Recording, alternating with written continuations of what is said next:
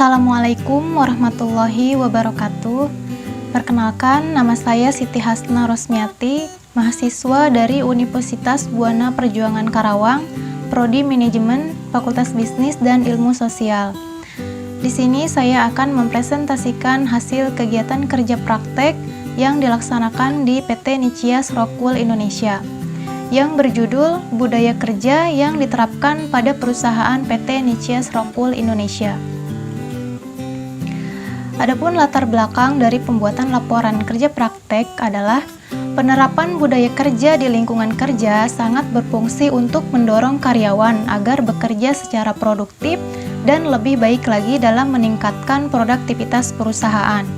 Penerapan aturan dan budaya tersebut memberikan manfaat kepada penulis sebagai mahasiswa yang sedang melaksanakan kegiatan kerja praktek antara lain bertanggung jawab dalam setiap pekerjaan yang dikerjakan, mengikuti dan disiplin terhadap peraturan yang ada, cara mempertahankan kualitas produk, cara memberikan kepuasan terhadap pelanggan, serta dapat mengimplementasikan dan mengembangkan ilmu yang didapat di lingkungan kerja maupun di luar lingkungan kerja.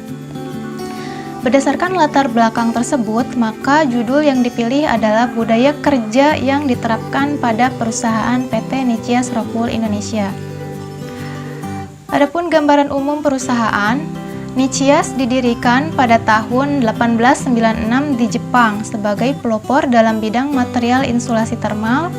Di Indonesia, PT Nicias memiliki 3 faktori, diantaranya Faktori 1 memiliki luas tanah sebesar 32.900 meter persegi, luas bangunan 9.300 meter persegi.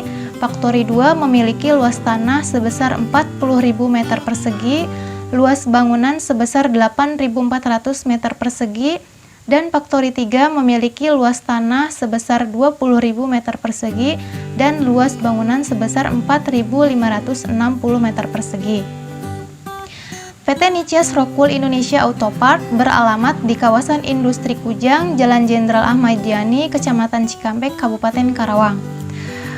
Adapun NRI Autopart Factory Production Part terdiri dari pertama, water jacket spacer, bagian injection molding proses, kedua, metal gasket part, bagian stamping proses, ketiga, jointing sheet gasket part, bagian stamping proses, keempat, exhaust pipe seal, bagian winding proses. Tinjauan pustaka, menurut Stoner dan kawan-kawan, tahun 2011 halaman 1 mendefinisikan manajemen merupakan suatu kegiatan yang dilakukan oleh beberapa orang untuk mencapai tujuan bersama. Kegiatan tersebut meliputi fungsi manajemen terdiri dari merencanakan, mengorganisasikan, mengarahkan, dan mengawasi. Menurut Basir Bartos, tahun 2011, halaman 1, manajemen sumber daya manusia merupakan hal-hal yang mencakup tentang pembinaan, penggunaan, dan perlindungan sumber daya manusia, baik yang berada dalam hubungan kerja maupun yang berusaha sendiri. Menurut Darajat, tahun 2015 halaman 34, budaya kerja merupakan suatu kebiasaan dalam pekerjaan yang dibudayakan pada suatu kelompok sebagai bentuk kerja yang tercermin dari perilaku dari waktu bekerja sehingga perilaku dan kebiasaan yang secara otomatis ditanam di dalam diri mereka masing-masing. Adapun tujuan dan metode.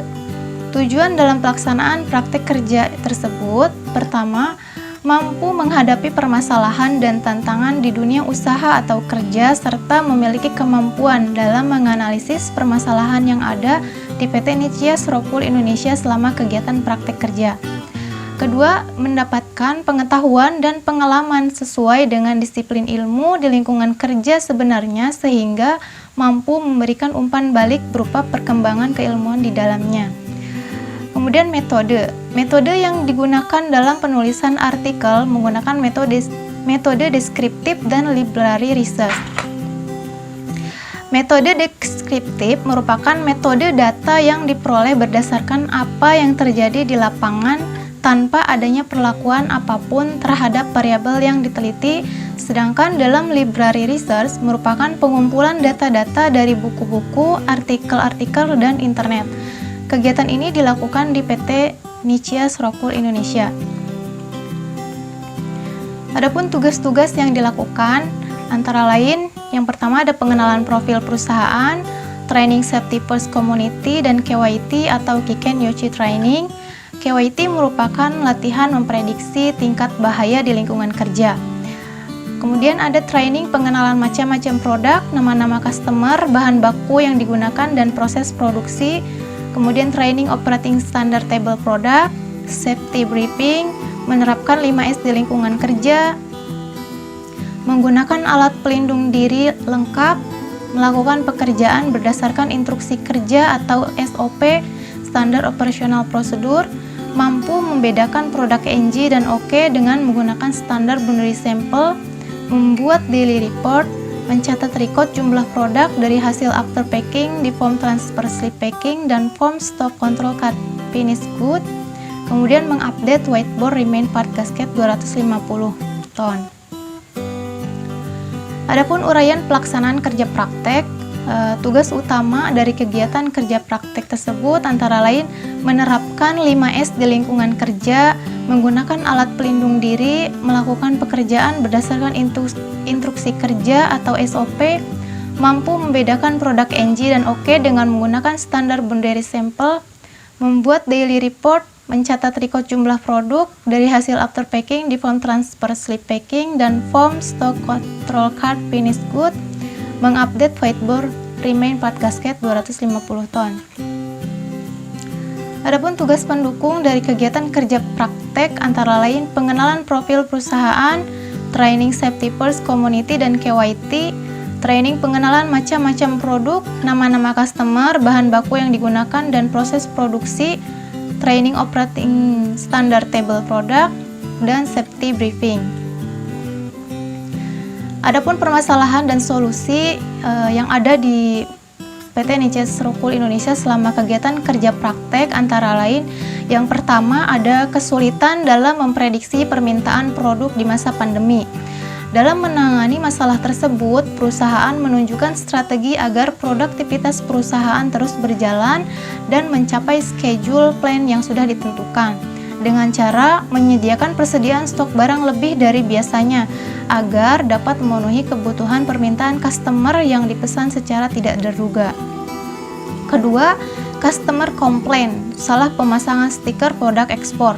Untuk menangani masalah tersebut, perusahaan melakukan improvement terhadap masalah tersebut dengan cara melakukan pengecekan ulang setiap stiker yang akan dipasang dan menceklis part name, gambar produk, jumlah kuantiti, lot number, dan number part pada stiker.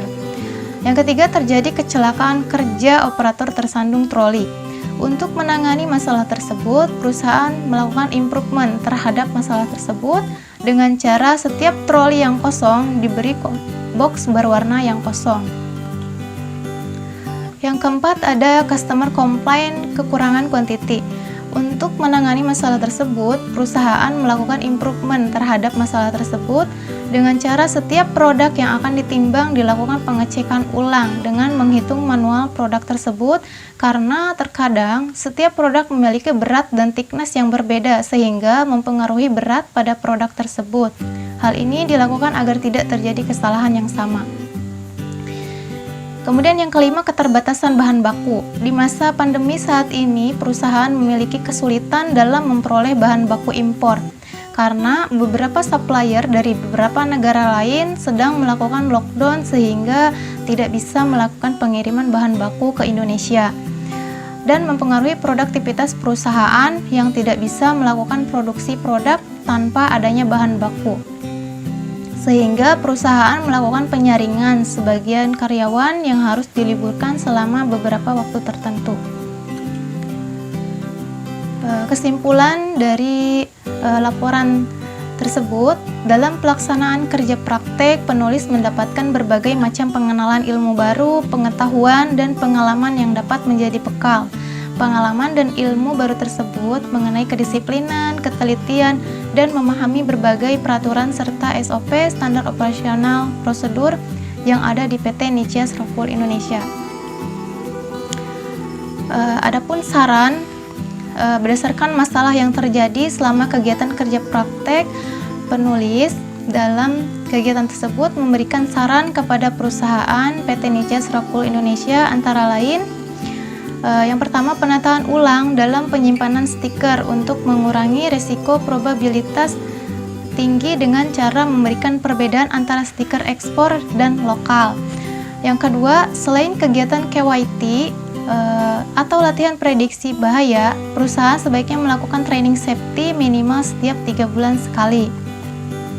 Yang ketiga, memberikan motivasi terhadap karyawan untuk meningkatkan produktivitas kinerja karyawan terhadap perusahaan. Berikut foto-foto kegiatan selama kegiatan kerja praktek.